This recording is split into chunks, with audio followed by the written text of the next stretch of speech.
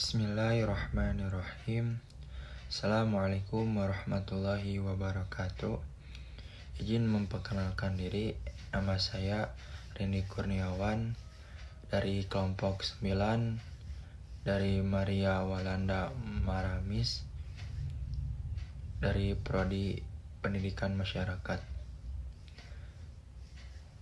Innal hamdalillah nahmaduhu wa nasta'inuhu wa nastaghfiruh wa na'udzu billahi min shururi anfusina wa min sayyiati a'malina.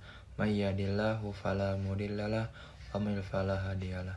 Asyhadu an la ilaha illallah wahdahu la syarikalah wa asyhadu anna Muhammadan abduhu wa rasuluh alladzi la nabiyya ba'da amma ba'du.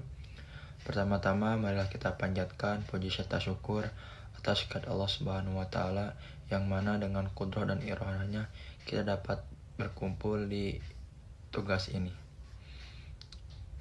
Di sini saya akan menjelaskan tentang pendidikan luar sekolah.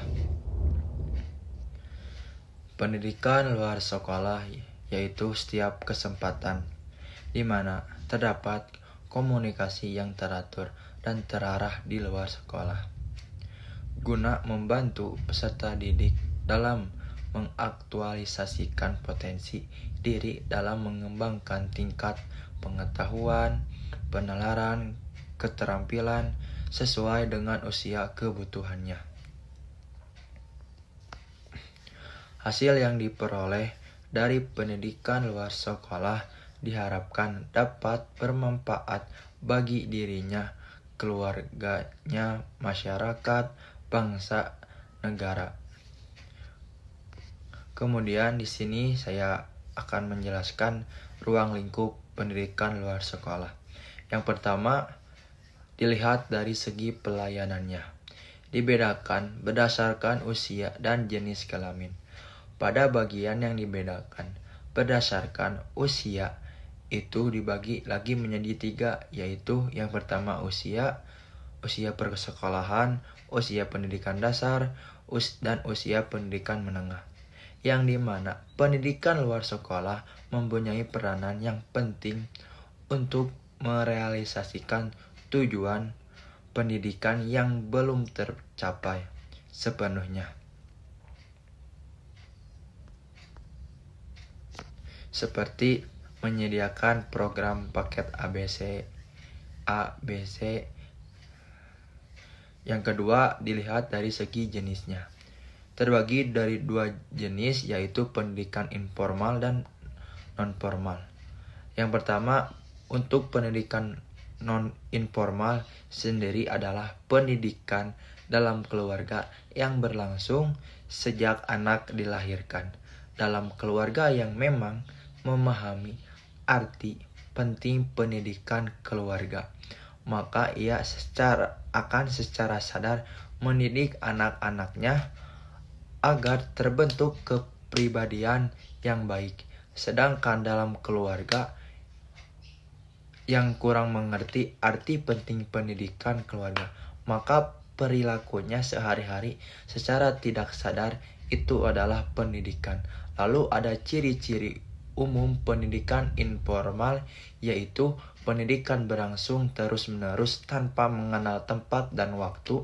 Guru adalah orang tua, dan juga pendidikan informal itu tidak adanya manajemen yang jelas. Lalu untuk pendidikan non-formal, pengungkapan istilah pendidikan non-formal itu memberikan informasi bahwa pada hakikatnya pendidikan itu tidak hanya diselenggarakan di pendidikan formal saja, tetapi juga ada pendidikan non-formal.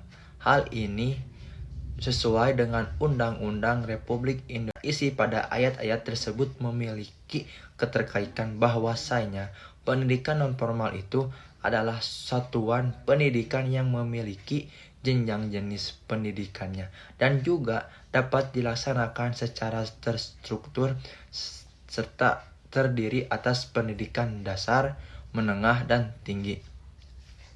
Yang terakhir, dilihat dari segi peranata.